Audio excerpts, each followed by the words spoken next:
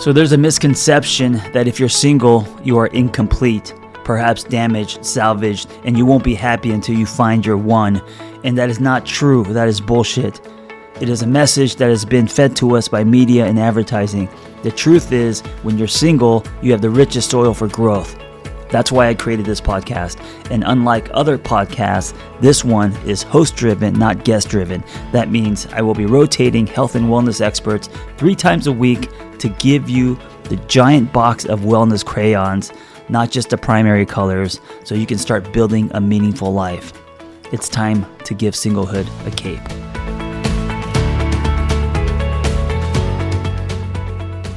Your host today is Piet Vodden, the British co-founder of PHAROS Athletic Club. This is where I work out pretty much every single day.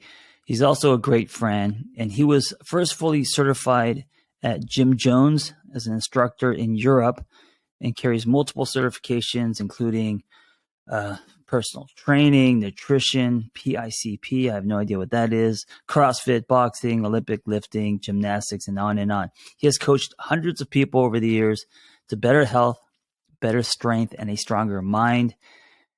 He believes in advancing the spiritual through the physical, and that gyms are an arena for expression, also for bonding and social commune, far beyond the simplicity of sets and reps.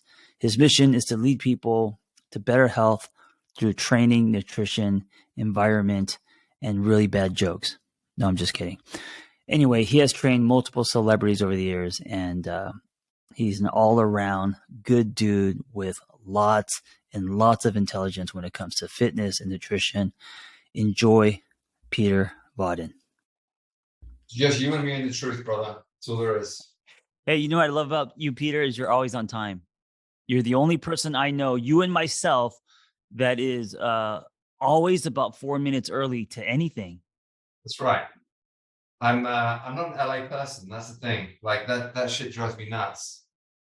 Like everyone just thinks they're so busy. Oh, I'm so busy. It's like, dude, you're not busier than me. Trust me. You're just rude. Is it that, or is it that you don't have a life, and so you have to come early to everything? Dude, I don't know anyone that's busier than me, honestly. That is true. You're very busy. Hey, one thing we're not going to talk about on this episode is the size of our frying pans. Yeah. I mean, my frying pan's bigger. It always has been a lot bigger, but I don't know whether that's just compensation or whether I just need a bigger frying pan. I used to live with Pieter. And John Kim. Well, he eats more than I would say four average people. He eats more than. Or do you eat less than the average female teenager? Where are we going to take this podcast? We're going to take it all over the place. Hey guys, welcome back to the PHAROS Fit podcast. I am with my good friend, author and therapist, John Kim, aka the angry therapist, who really isn't that angry. We'll get into that in a bit. John, thanks for joining us today on the podcast. As you know, I love you. You're a good friend. You're also one of the busiest guys I know, and you're busy in a very different way than me. And we'll jump into that in a second. But you're at an interesting point in your life where you have this new book that just came out, Single on Purpose. But you're also at a point where this is the first book you've done, not as just you. You're doing it in partnership with Vanessa. And that's the first time you've done that, right? Yes. And it's an interesting transition for you because you've always kind of been this like single dude, the single guy. That's kind of been your audience. That's been your kind of like platform. But now you're in a different situation. You're in a relationship. You have a kid. You're touring together. I know you've done a lot of like book signings together, a lot of like seminars together as a couple. How has that changed? And how you made a baby together? Made a baby together. Was it you? Was it not you? It's debatable, but. Hey, first of all, the book is called "It's Not Me, It's You." You called it "Single on Purpose." Before, yeah. Yeah, probably on purpose. You said that. What's the question? How has the experience been different for you? Like, have you made that adjustment to being you? So Single on Purpose was just right. Right. And then it's not me, it's you, it's done as a couple, done as a relationship thing, and everything the way you've promoted it, the way you've taught, the way you've Yeah. Uh, experience. well, listen, you're a writer as well. I had a fear of, and I know you have issues with control. So I had a fear of losing control with art, right? And so all my other books was just me. And so when I thought, okay, I want to write a book about relationships, but I'm going to bring my partner in, I felt like, fuck, I didn't want to not be the leader of the band, right? So I had a lot of fear, but I said to myself, okay, what would make a better book? Right? And you probably asked this about your business and all your stuff. What would be the best product, right? And to be honest, it would be bringing in my partner who's also a therapist who's going to call me out on my own shit. If I just wrote a relationship book on my own, it would just be through my own lens and a lot of, me on behind the podium, right? And I thought it wouldn't be that interesting. And so I brought her in and it was exactly what I thought. It was challenging, it was scary. There's stuff in the book that we put out there that is very personal, and we had a rocky beginning. It wasn't love at first sight and all of that. And so to kind of revisit that uh, was it was triggering and it was interesting. It was difficult, but the book, but we're proud of the book and it's out. And yeah, thank you for asking. Yeah, no, I'm just because this is your fourth or fifth book now. uh Five, number five. This is your fifth book, Yes. and your audience, has always responded to you as the kind of single guy going about life and trying to find his path. Yeah. What's the response been now that you are, in this partnership? Has the response been good, or are people like, well, what happened to the single on purpose guy? I don't know because I try not to get concerned with what people think, or my insecurities will shine. I will start to doubt myself. I have to just lock my gear and forward. The reviews are good, but yeah, I don't know what people are thinking. I mean, I might have lost some people. I might have gained some people. For But sure. here's the truth is I'm not single anymore. The truth is I'm in a partnership and we're building a life together, and that's where I'm at. So, as a writer, I think you just always have to go back to writing what's honest. Yeah. And obviously, two therapists coming together to write a book, that immediately presents, not only a wealth of experience, because you both have your own experiences as therapists in your individual right, and then coming together as two therapists. That must be a real trip, like to talk about like your experiences as therapists, as well as being like a man and a woman coming together. Yeah, yeah, There's so much there that you can kind of delve into. yeah. I Um, would. If Vanessa wasn't a therapist, I wouldn't have done it.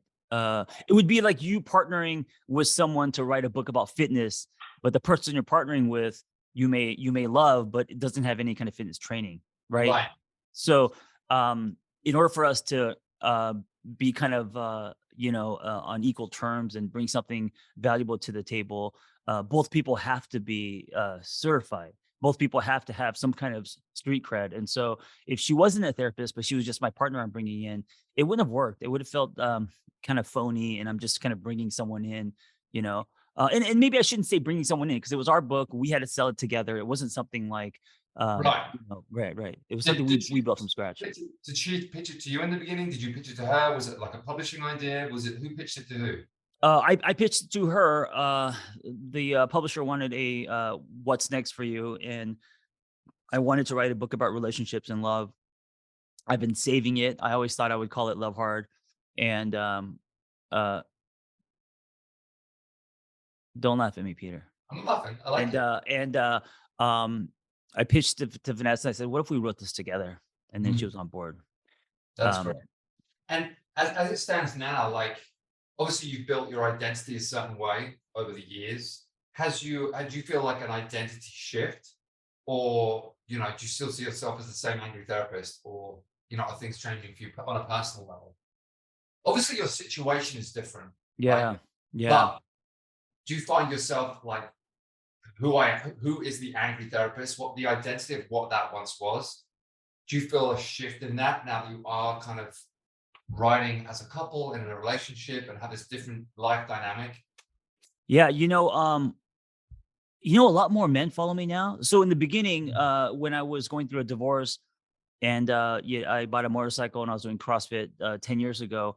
I think a lot of women followed me because here's a guy talking about a broken heart. Maybe they felt sorry for me. Maybe they were curious about what a guy goes through. I don't know.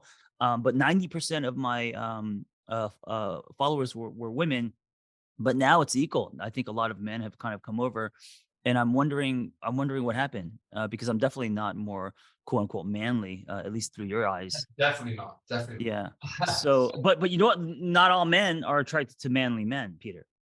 That's true. But this is great because that was my next question to you as your audience. Like, how has your audience changed with that the relationship angle? And that's interesting that it did go from that. What I see, honestly, whether it's the relationship or whether it's parenthood, whatever it is, and when you're busy and when you're entrepreneurial and you're trying to do all these different things, it's a difficult juggling. And all these things come into play. Your past comes into play. Your past relationships come into play. Yeah. Your own ambition comes into play. Your hopes for your children comes into play. There's so many different things that I think people can now relate to.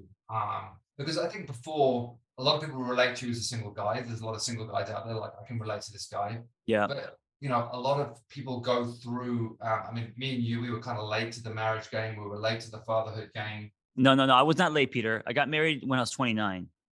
Oh yeah, Yeah, yeah. yeah. You were. Maybe you should use some I statements in this interview.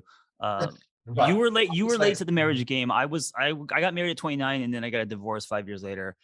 which is what started the Angry Therapist Project in the first place, right? Yes, yes. But once you find yourself in a situation of marrying in your like late 30s, early 40s, having a kid in your 40s, but really for both me and you, I think our careers.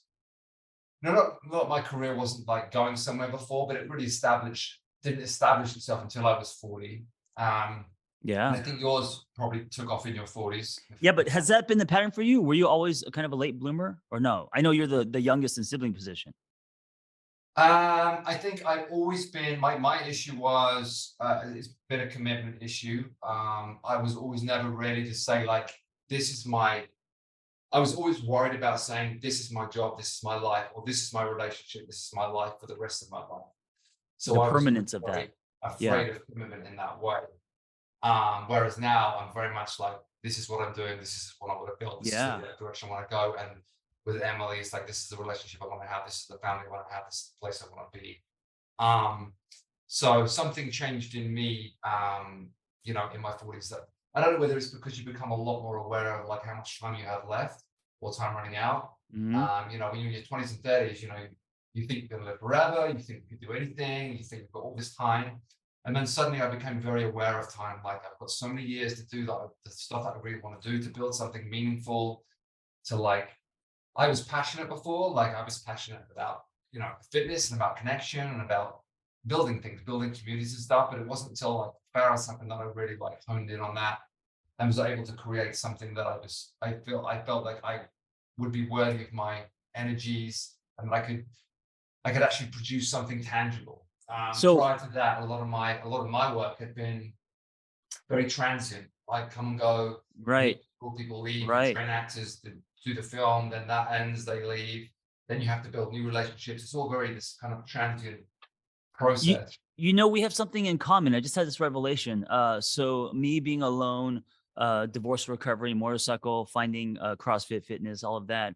And also you being at that time, you were also alone because you were hopping from movie sets, training people. We both kind of were nomadic. We kind of both lived a nomadic lifestyle. Me and Los Feliz, and you, and in just traveling on project to Yeah. project, right? And then we both got into a relationship, and also we both started building. And here's what's interesting: you build communities in person, and you also build with your hands, right? I build communities online, and I don't build with my hands. Meaning, I mean, I can't put anything together, to be honest with you, not even like an IKEA couch. I work. I don't know how you would describe it, but whether it's writing books or using tech, using platforms like this, but you were more brick and mortar. I'm more, Yeah. yeah, Well, going back just to what you were saying, like the interesting thing about, well, maybe some people think it's interesting when they don't, but although I was in relationships before Emily, I weirdly almost always saw myself as a single person, like a lone wolf type character. right. So physically, I was in relationships, and this would be awful for anybody that was ever in a relationship with me to hear, but they kind of know. There was a disconnect there, and I saw Mm, myself as going out and doing things on my own, as being like, um, the kind of like the cowboy. the cowboy, the kind of Yeah. like the pioneer, like going out on my own, doing something. And it was very the reasons why my relationships in the past struggled was I just couldn't see how that worked with someone else. I couldn't see a path with someone else. I couldn't Oh, see a path. yeah. Like And I'm that, going to go do these things, and I don't know where you fit into this picture. And right. So like you were in relationships, but then there's no way you could be present because your right, image there was was the cowboy yes, out on his own. Yeah. right. The image in my mind, and my what destiny sounds like a funny word, but what I thought I was destined for didn't involve that person at that time. That was something I always struggled with. So when I talk about commitment, and when I say I struggled with commitment, it's because I had such big dreams and I had Mm. such a vivid like path I wanted to go down, and I just couldn't understand how anybody could fit on that path with me in the relationship I had prior. And some of that was just youth, and some of that was just, I want to experience things, and I don't want to be like stuck in this situation. But and some of it was like it was just the wrong relationship at the wrong time in the wrong Right. place. Right. And maybe it wasn't anything to do with the person. I think it probably was, but maybe it wasn't. But when I met Emily, and when the PHAROS project started, so everything kind of like came into place, and immediately I had this kind of like path and situation that worked, and a life that made sense to me. Wait, hold on. Um, There's something really important here, and I think it overlaps both fitness, your podcast, the Ferris podcast, and also my podcast, the Single on Purpose podcast. Hey, if you're listening to this, like the Complex magazine in the '90s, the one cover is Pete, me interviewing Pete, and then if you flip it upside down, then it's Pete interviewing me. So this episode can be ASAP stuff. flip both ways. Yeah. Do you know what I'm talking about in the '90s, Peter? I don't know if you were in Yeah. America or not. Yeah. But Of they used course. to have magazines with 2 different people that you could flip back and forth. I Okay, remember. I remember. so this is the podcast version of that, just to let people know because they might get kind of confused. What show are we doing here? Um, hey, here's what's really interesting and overlaps wellness, overlaps fitness. The power of visualization in that I know you grew up with a lot of visuals. So whether that was Arnold Schwarzenegger, Bruce Springsteen, Baywatch, I'm sure that poster was in your bedroom, but the image you had of the nomadic cowboy on this adventure on your own, dude, I think you subconsciously traced that, right? So and I still see elements of it now, even though you have a family. There's something about you that is very kind of like that superhero, the lone, going on these things kind of alone, doing your own thing. I see you even like moving to Idlewild. That even though you did move with your family and all that, that's kind of the spirit of that is still there. Yeah. It is an interesting thing. And again, I think it took, Emily's a very independent woman, like as Vanessa is. Yeah, yeah, And I think it took an independent woman for me to be like I can still do these things. I can still, go off on my own and ride a horse, and it not be an issue. Whereas relationships in the past would have been, well, why can't I come? Why can't I do this with you? Why can't I do that with you? Um, oh, maybe you thought that a relationship looks like entrapment, or looks like if I'm in this or I love this person, then I can't go do these other things. And maybe Emily was the first one where you felt, oh, in this relationship I can, and so I feel safer. yeah, and I don't. Again, it could be elements of youth. Like there's the classic thing of like, there's the Springsteen thing, like Born to Run, right? Where you're like, you're the kid that grows up in a small town, and you just want to get out, and you Right.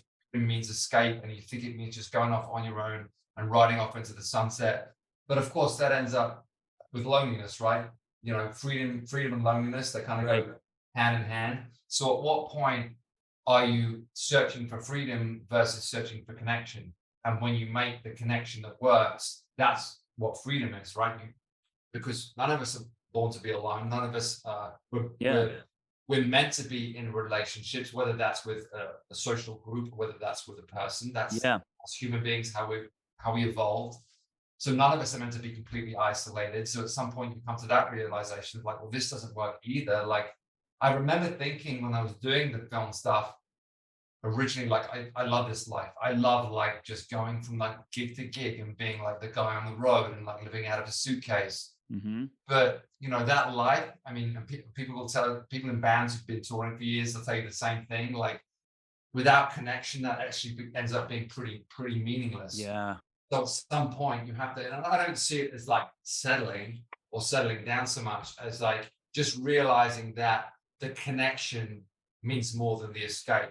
And that just because, you know, and I still have those like those that cowboy imagery, that kind of lone wolf thing in my heart. It's like I know full well that I need relationships. I need my son. I need Emily. Sure. I need the like the PHAROS community. I need my friendships because one thing like my experiences have taught me is that I'm actually not that great on my own. Mm. If I'm left on my own for too long, What do you do? I What are your vices if you're alone? I think I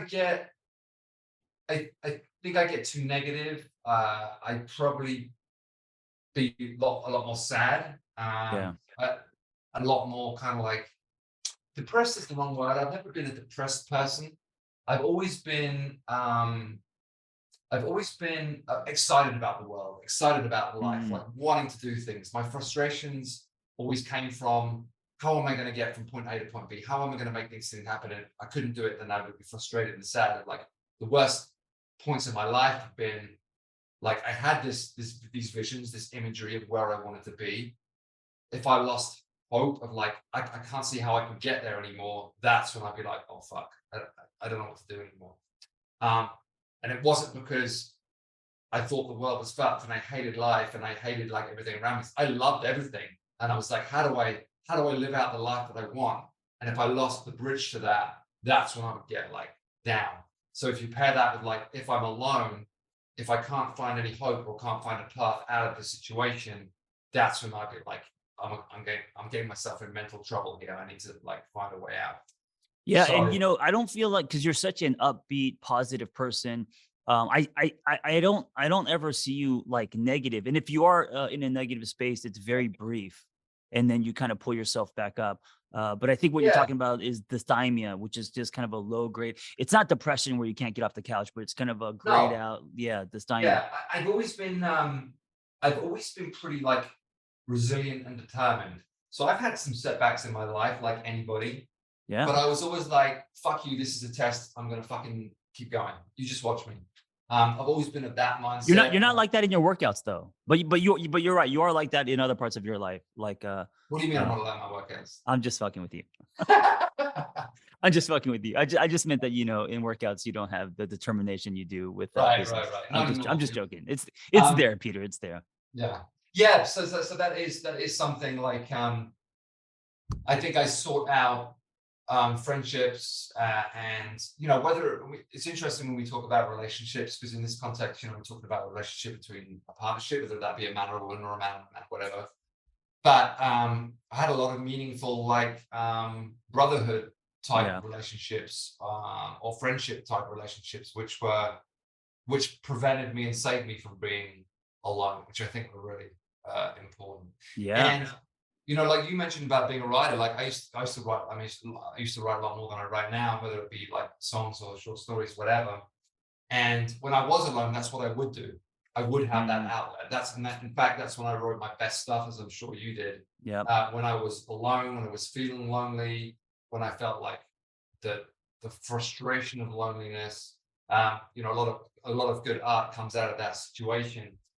And one of the reasons why I've written less and less in the recent years that have gone by is that I don't really feel alone. It's I have so much around me, I have so much going on. I'm almost too busy to feel those sensations.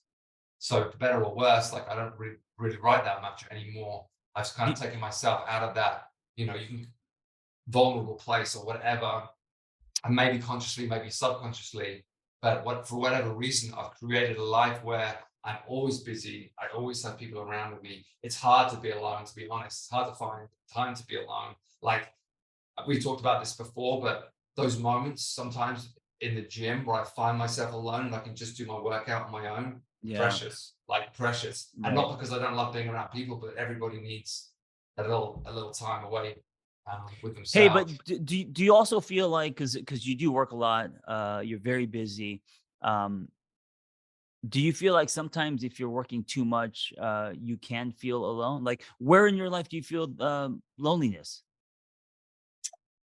I don't, that's what I mean. I don't really feel that anymore. Mm, Um, and again, for better or worse, I don't know whether it's a good thing or a bad thing, but we've just been so busy these past few years, and with Wyatt and with a new boy on the way, and with the two businesses now. And I only ever scratch the surface of what I really want to do. I never feel boredom ever. Um, I well, never, I because mean, because you're so busy building, don't you feel lonely in doing that? Because one of the things that you and I also have in common is we can be obsessive, right? yeah, We both have big dreams. We're also, I could fall into a tunnel and not come out for weeks, whether it's writing a book or building a community or whatever, producing content. And I could feel lonely in that. And then I have I to think, remind myself, oh, I'm a social animal. yeah, I should go out and have coffee with someone, or I should connect, because I think I it's could lose myself in this work. I think it's different for us though, in that, like I said, writing is a very solitary action, right? You have Well, to yeah, go yeah, away. yeah. That's different. You Yeah. almost have to go away and lock yourself in a room to do it. Whereas I'm in a situation where everything I do is social. Everything I do involves a community. So whether I'm building something, I need to work with other people. Mm. Whether like me and Emily are working on the business from home, whatever it is, it always involves another person. Very, very rarely am I, you know, solo doing anything. Yeah, but here I want to point something out. Just because you're around a lot of people doesn't mean that you don't feel loneliness. So now, I'm not saying that you don't have meaningful relationships, but if you're around a lot of people and there's a lot of business, a lot of celebrities are lonely, but they're always around people, right? Movie Yeah, sets and yeah, yeah. stuff. Um, I think what helps for me is not so much how many people are around me, but the quality of the relationship, and how, what kind of quality time is mixed in with all that. Yeah. Yeah, I mentioned before about kind of brotherhood and relationships with friends and that kind of stuff.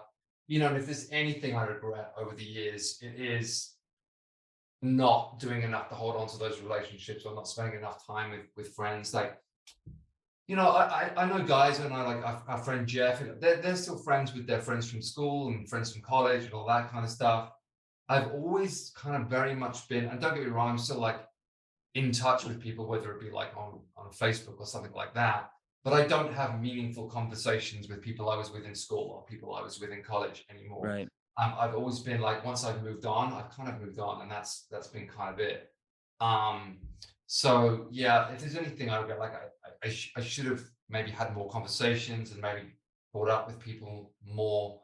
Um, but yeah, I don't know why that is. I just always like been pretty, I guess, transient with my relationships, right? Mm. I moved whether my geographical situation has taken me away from someone or just I've just evolved in a different space. Um, I those, you know I disagree with you in that I don't think history alone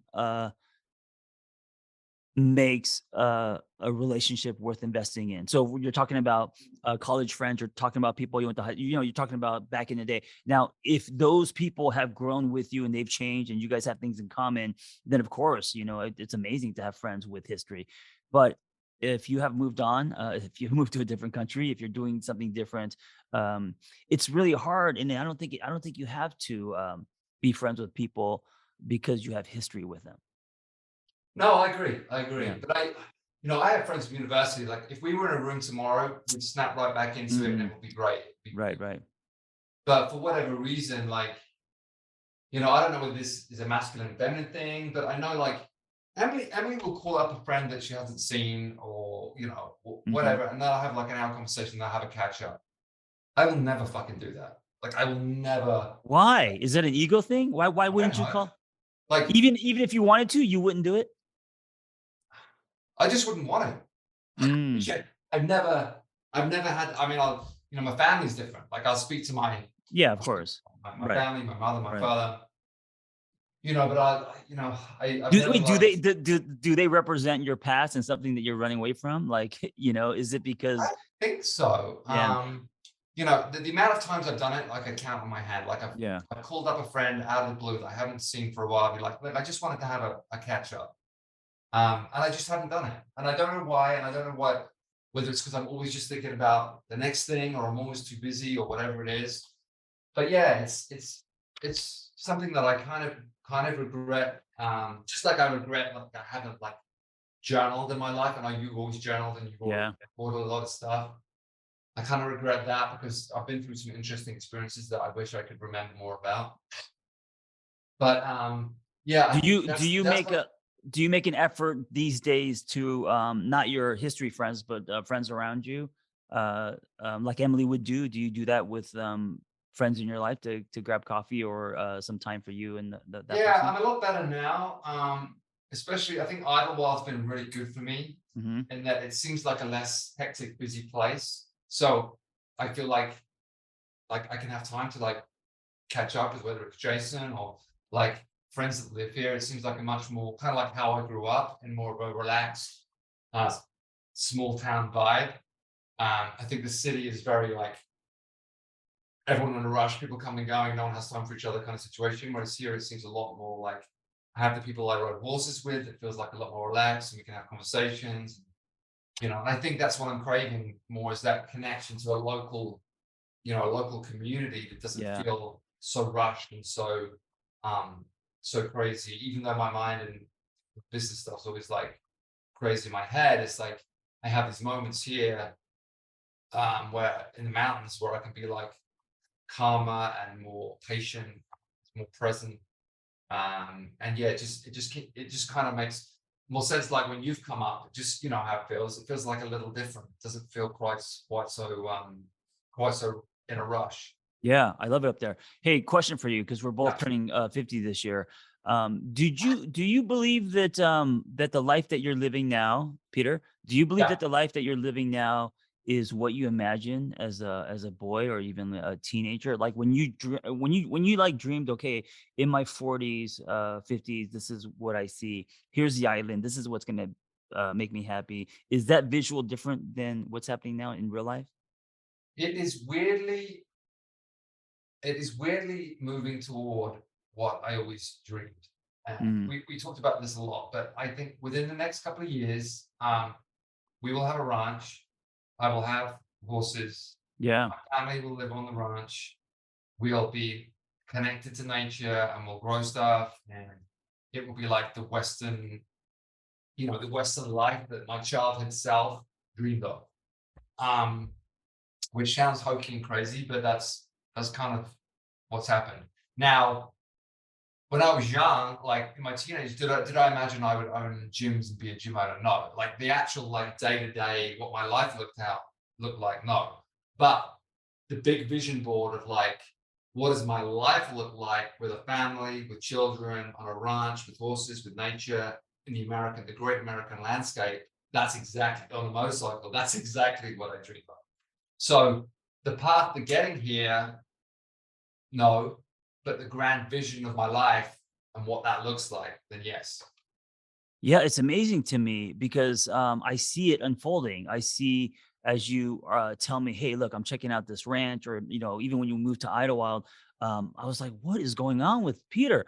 But knowing your story, um, dude, you're tracing this imprint that I think that you've had since you were a kid, which is yeah, this like kind of Western America, right? The Yeah. ranch Dude, raising animals and then also on the other side, business and gyms and you're obsessed with fitness. So having not one but many gyms, right? yeah. It's all Yeah. kind of happening and of course it took a lot of hard work to get there, but it's really interesting to kind of be on the bleachers for as long as I've known you, and kind of watching this painting emerge. It's fascinating because I think most of it, Peter, is subconscious. I think it's in you. It's always been in you. It's just like you're manifesting and shit now. Yeah, yeah. And as you grow, obviously, like I'm making connections now that I want to make. I'm finding passions like the regenerative farming thing, which makes so much sense to me. Um, I'm feeling closer to that. Like I'm finding things that mean something, that are tangible things that I can do and that I can be involved in that makes sense. Um, and yeah, Which I love because it makes you less of a cardboard cutout. Um, right. because fitness isn't just about lifting heavy and Yeah, and sweating, but it's a it's that's a lifestyle. So yeah, to that's hear that you're intrinsic. interested in something else like that is that's interesting. Yeah, and it's interesting when I'm building this new gym, because we just built this new gym in our world, and going back and looking at like, okay, why are we doing this? Like, what is this really about? Honestly, the honest answer is it's all about connection. It's all about building something meaningful for a community that needs it, and for people to have, a center for that energy, for that physical energy, that kind of mental energy, that physical expression.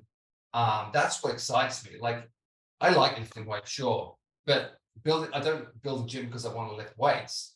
I build a gym because I want to make those connections. I want people to feel that experience of like what that place can do for you. You know, you've been in CrossFit changed your life, fitness changed your life. You went from being, lonely, depressed, whatever it was. You found fitness, you found your career as a writer, and it kind of changed you. You needed it. Not only did it change you physically, but it changed you mentally. So you know what that feels like. And I want everybody to know what that feels like. And when we talk about what fitness is, it is the first line of defense against mental and physical health.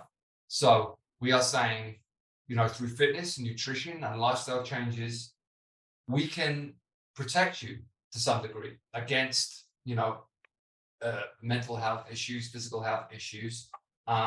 We don't want you to be on a ton of meds. We don't want you to get sick. We want to help you, and we can help you. We can prevent things from happening as opposed to like waiting for them to happen and then trying to find a bunch of things to solve it. Maybe we can start from this point and prevent that ever happening. And You whether that's know, with adults, whether that's with young people, there's just so much meaningful stuff that we can do. And you also, know what came out of fitness for me, wasn't just daily sweat. It was actually, what you're talking about is community. right. So, I used to work out a lot, just going to the gym by myself and, doing chest and arms, that kind of thing, back and buys or whatever. But then when I found CrossFit, it came with barbecues and sweating with other people Yeah. and conversations and all that. And so, as adults, we lose the plug and play we had in school, recess and soccer and all Well, these.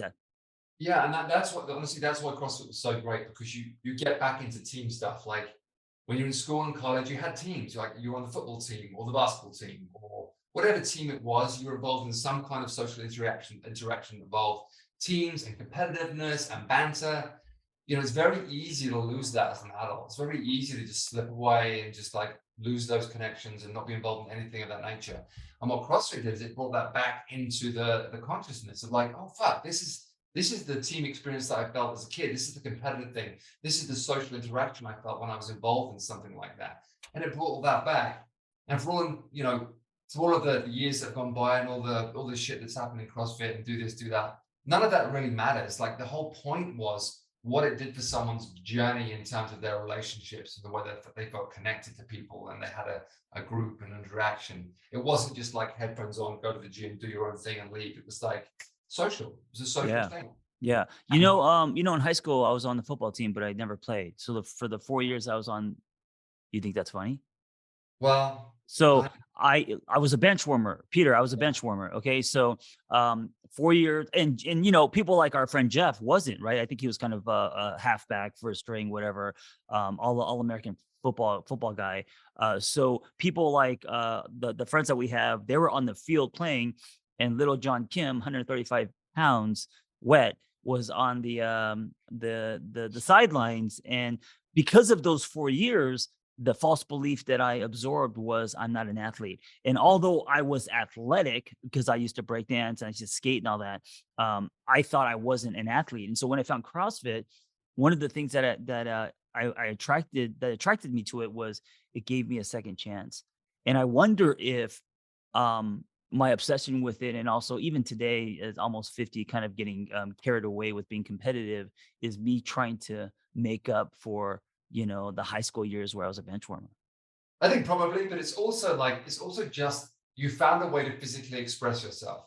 And I Yes, say that I this to didn't a lot before. of people, they don't know how to physically express themselves for whatever reason, whether they were like had some childhood trauma, or they never felt they were an athlete, or they weren't good at soccer, or they weren't good at football.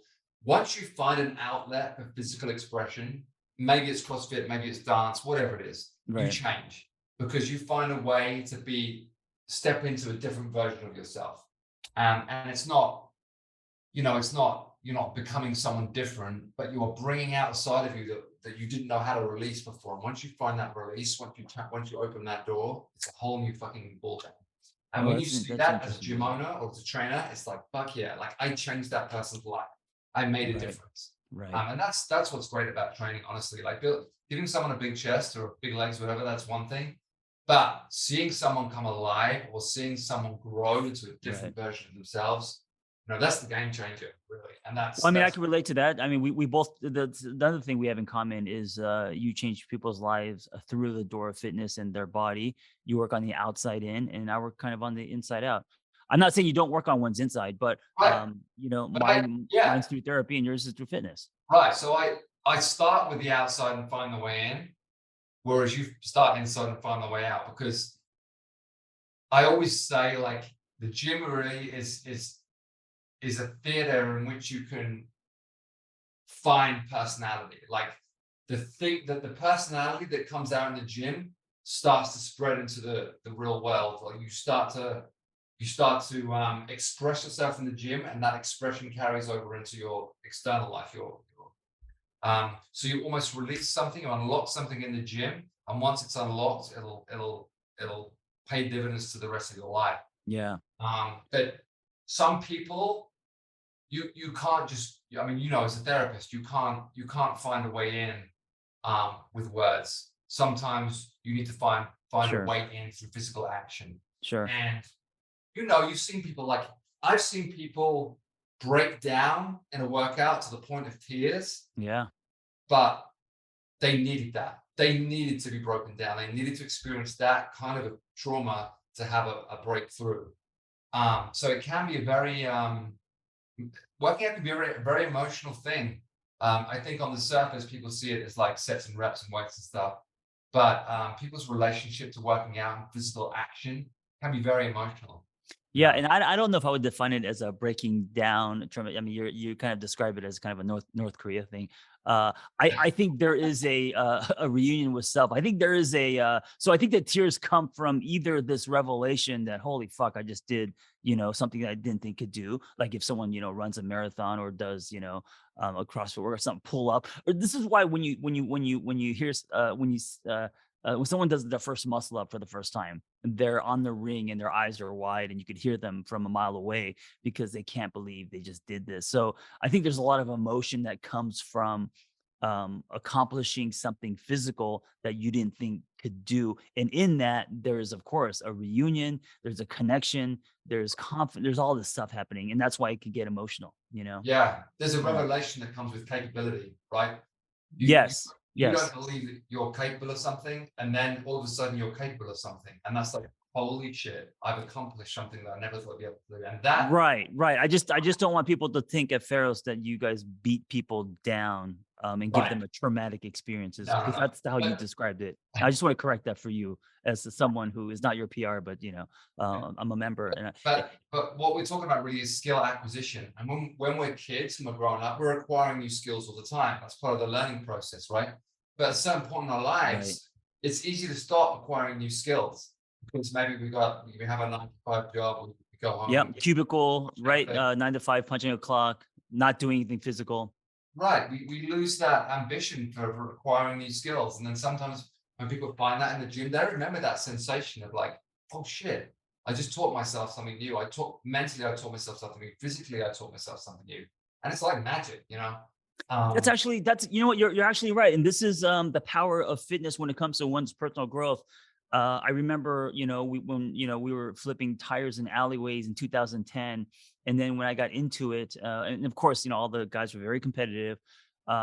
It was through these little accomplishments, like what you're saying, where I had little internal shifts and I thought, oh shit, I did something today, or I tied someone, or I beat someone.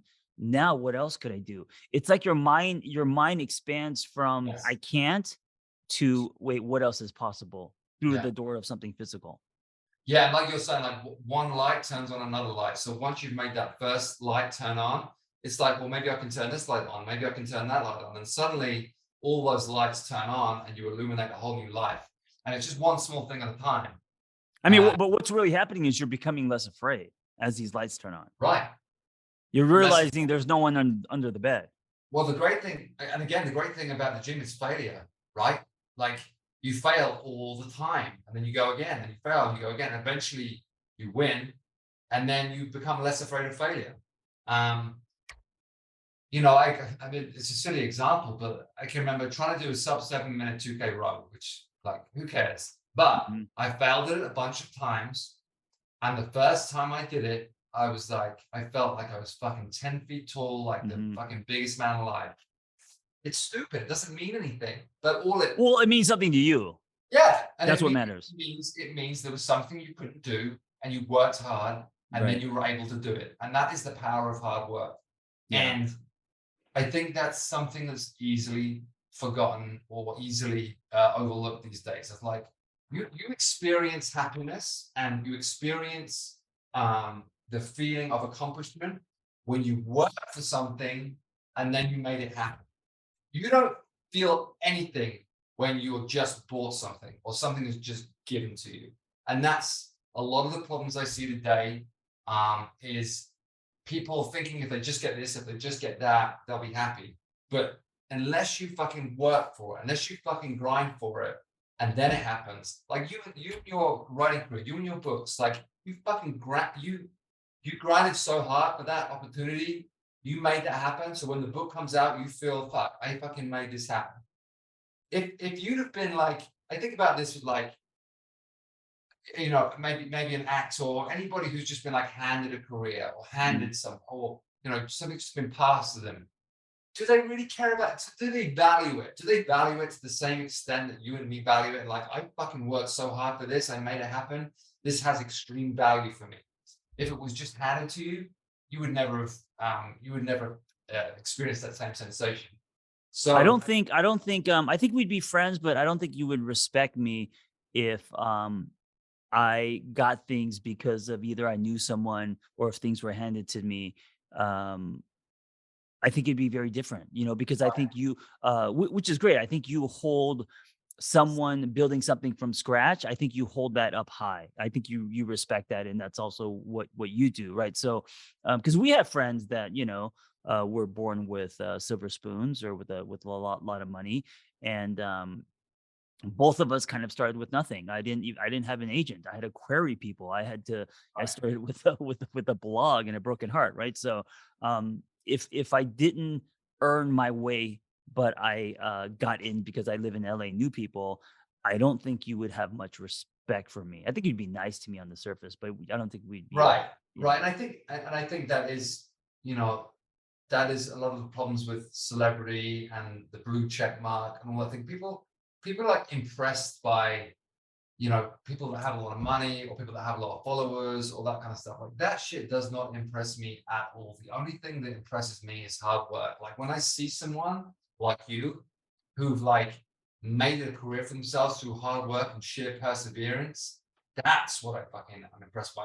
I'm not even impressed by skill, as in like let's take the example of like football or soccer.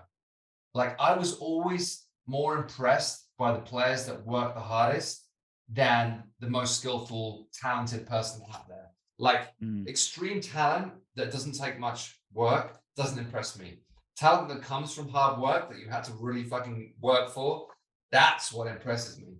So Can hard work at some point, especially if you have a family, can it also become a hindrance, a way to hide, an addiction? Can it be bad for you? You know, being the hardest worker in the room. 100%, 100%. I think, if hard work means you ignore your family, you ignore spending time with your kids, you ignore your wife, all that stuff, yeah, absolutely. It's a Yeah. balancing act for sure. And when I talk about hard work, I don't just mean hard work as in going to work. I mean hard work as in a meaningful day is hard work. Mm, So stuff like, I get up at 4:30 and I train early because I know in the evening I want to spend time with my kid. Like hmm.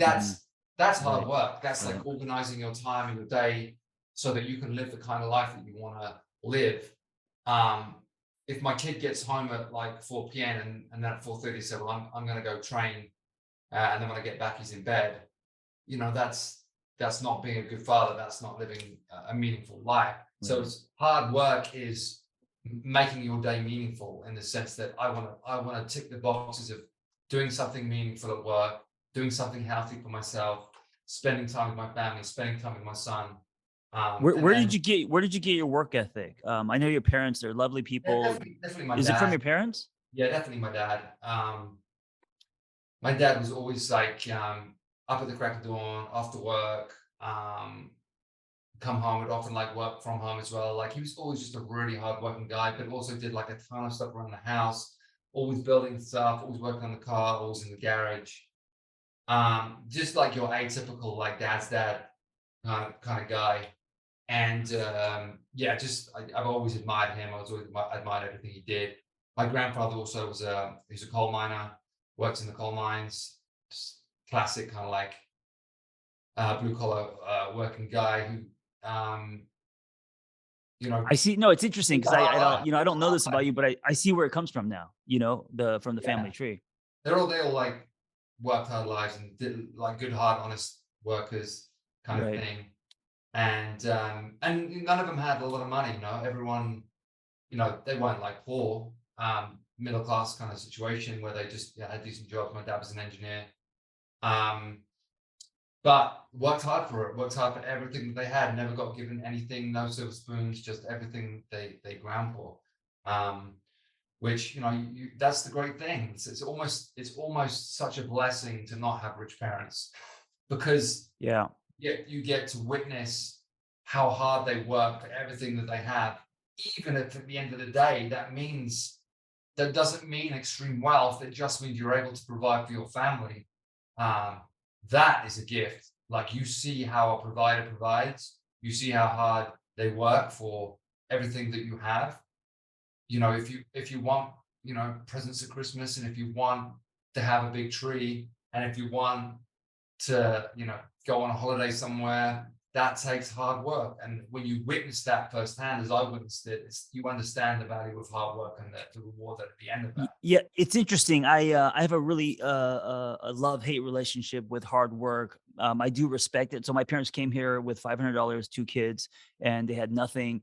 And they started from the ground. My mom was basically working at a 7-Eleven, and she got held up a few times at gunpoint. My dad worked for the telephone company pulling cable. They worked so much that they were never home. So I didn't get a lot of emotional milk. Dad never took me fishing, never took me camping, was never around. So but you know what? They had to do that to live and Right. to build a life for me. So I respect hard work, and I'm definitely I find that I'm someone who can work hard, get obsessive, but I also know by having a family like that, the uh the edge of hard work, meaning the consequences of how hard work can hold the family hostage, and suddenly Yeah, no one's around. 100%. But I think, and that is the privilege that me and you have now, is that because your mom and dad worked so hard to establish you in America, you can now live a better life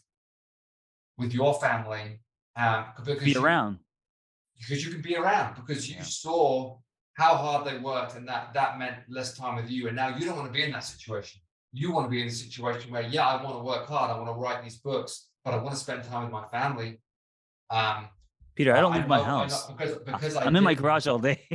Huh? I don't leave my house. I'm in my garage all day. Right. But you want to spend time with your family. You want to have those the experiences that you never got to have. Yeah. So I think in a way that was a gift, right? Because you know what you don't want. Yeah. So that means you make Yeah. those changes, you adjust. You saw the repercussions of working so hard that you never see your family, and now you're like, well, I'm not going to be that situation. I'm going to be like, yes, I'm going to work hard. Yes, I know what it means to be a hardworking guy and be successful, but I also know what it means to be present, to be a good dad, to be a good father, and Yeah, um, and speaking of that, because we only have a few minutes left, I wanna tighten the vice a little bit. I've been doing some men's work. I've got a whole book about men, and another thing that I see, and Pete, I think it's you and I in our own little spaces. Um, um, we're leaders, right? We're leading communities, and I think so. There's a responsibility. Um, One of the things that I also saw growing up was the man, quote unquote, my dad, who was also an alcoholic, never doing anything around the house. And I think it's changing now. And I think what's going to change is people like us who are quote unquote doing, building our empires and doing everything we're doing, working hard, but also um, changing the blueprint as far as domestically. My dad used to yell across the room for my mom to get him a glass of water, and she would just do it every time. And yeah, well, I never learned how to do laundry, dishes, nothing. My mom did everything. And I think that's old school. I think that's, the 50s, right? And I think with you and I, especially since we're the same age, our generation, and now that we have kids, we're going to be the generation that changes things and redefines what a man looks like. yeah. I mean, I think growing up, you can talk about like stereotypes and traditions and stuff. Obviously, both my parents worked. My dad did help around the house. Probably my mother did more of the housework than my dad. But Sure. like I said, my dad was always doing stuff, whether it was fixing something in the house that needed fixing. Right. Um, Laundry, my mum probably would do, but it's not. There was a balance there. He was Yeah. Yeah. Yeah. actually. It's not like he came home and put his feet up. Like they were Right. both working Right. hard at different Right. things. And one of the things that I find myself, I mean, I do all the cooking in our house. Emily hates cooking, so I do all of that. But then again, she does do the laundry. So Yeah. there is a balance there. Yeah. Like I'll do some things, she'll do some things.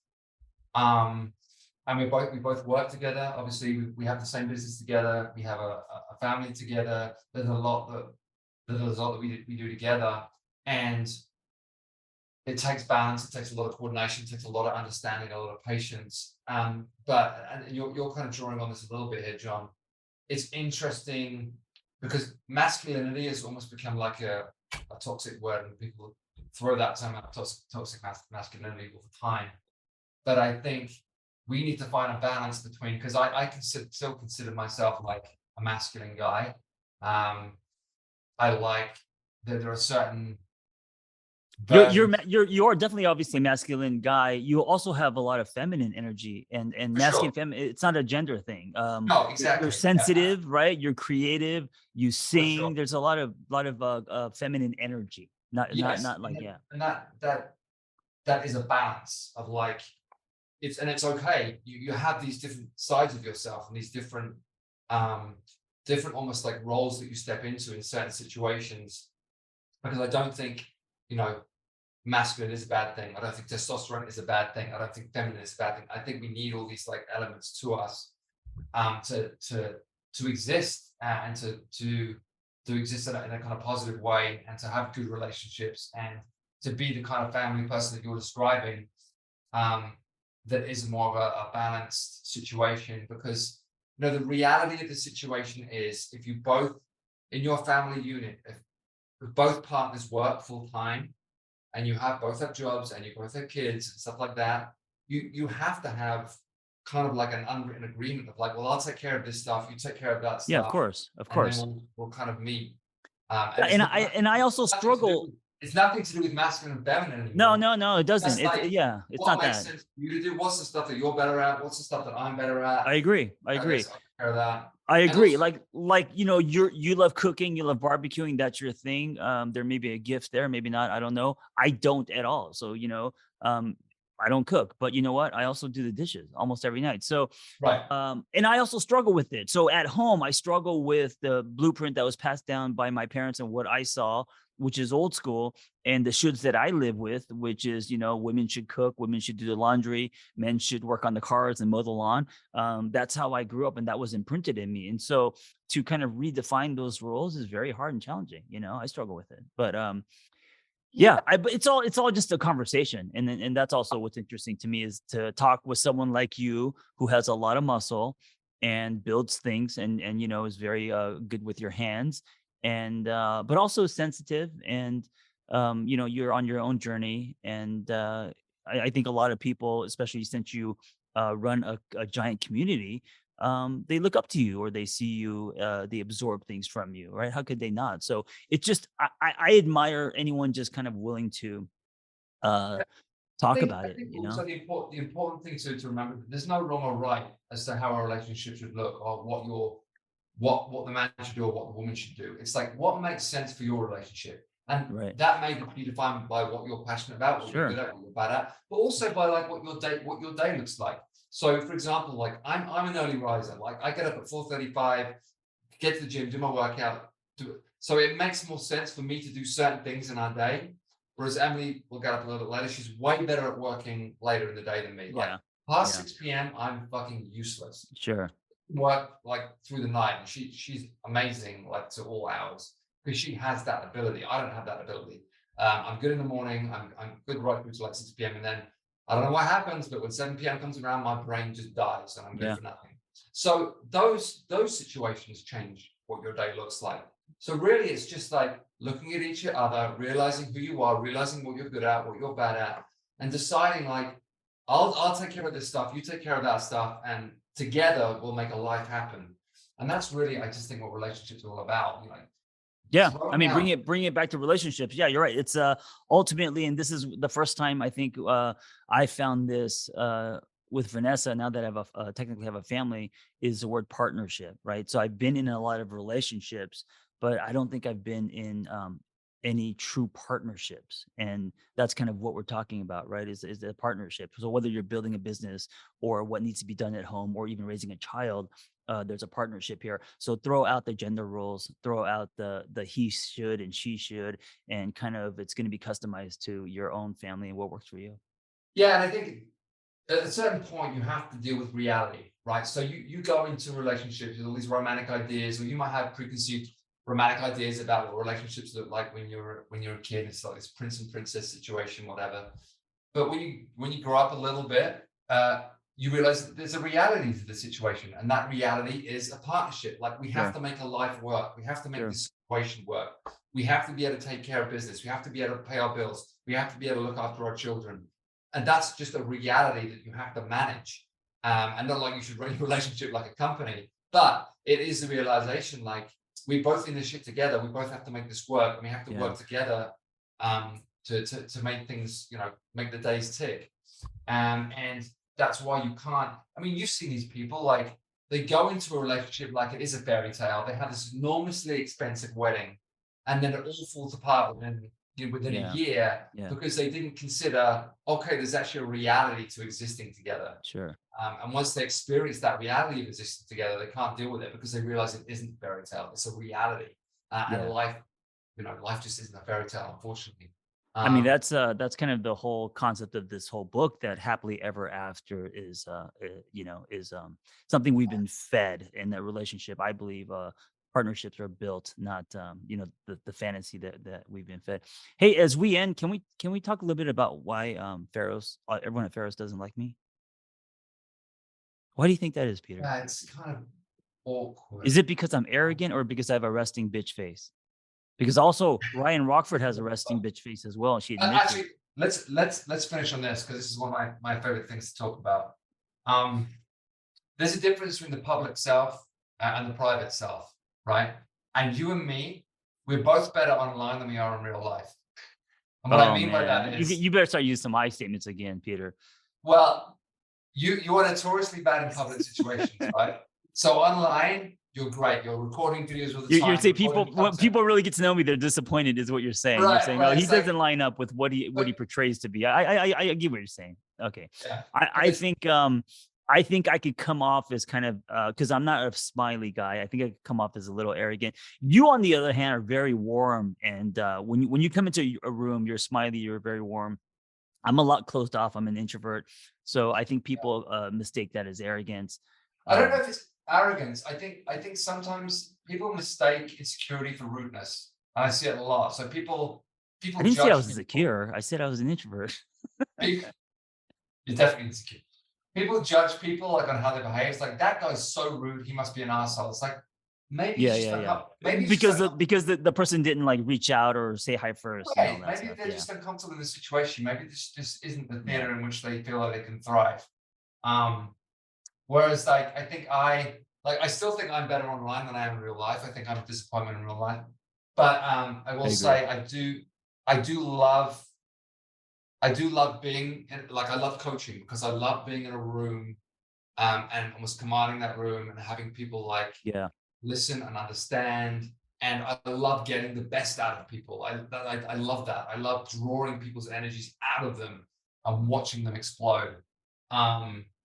Whereas I've witnessed that with your fucking jean shorts and you do that through your books and through your work, right? That's how you bring the people read your words and you bring something out of them, whether it's a revelation or whether it's an understanding or whatever it is. You use the written word to extract something good out of people, whereas I typically have used performance in some sense to get the best out of people. So hey, you know what else it is dude, because I'm either podcasting or on my phone or writing a book all day, when I come to PHAROS, I almost want the time that you want, where you kind of want to be left alone and just want to like do your thing. So when I take class, of course I like bumping chests, talking a little bit, but I kind of like go into my own introverted weird. And I'm sure people are like, that guy's kind of a dick.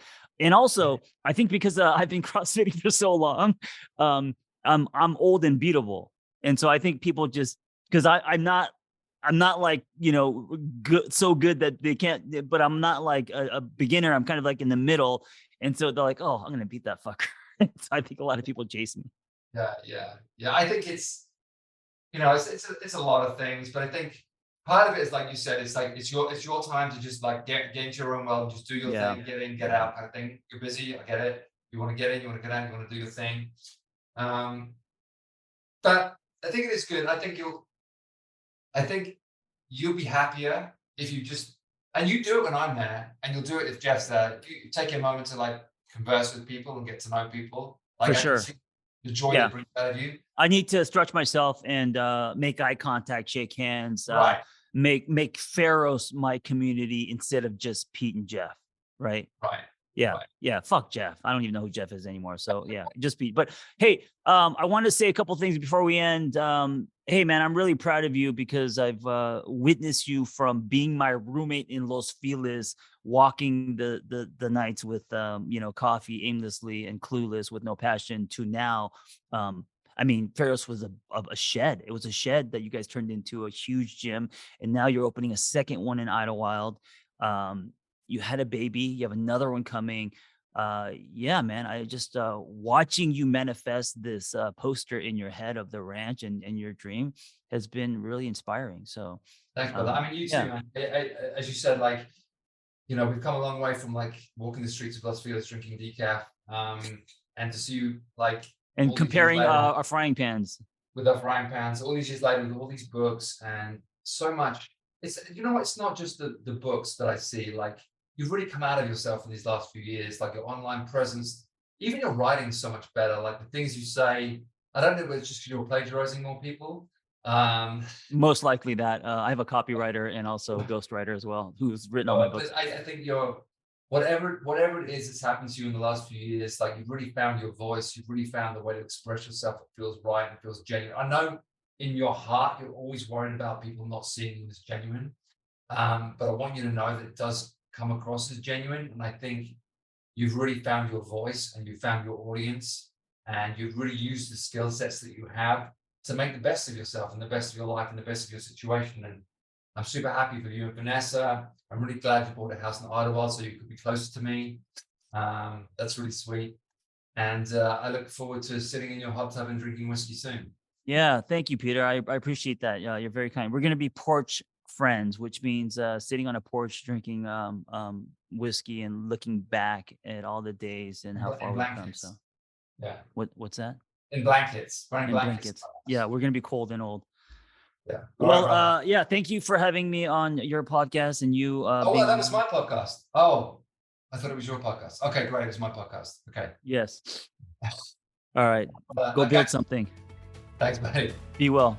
I hope that episode was helpful. Hey, listen, if you want to share your singlehood journey, if you've gone somewhere and come back, if you have revelations and wisdom, please share your story. It's going to help other people. Nothing makes us feel more connected than hearing other people's stories.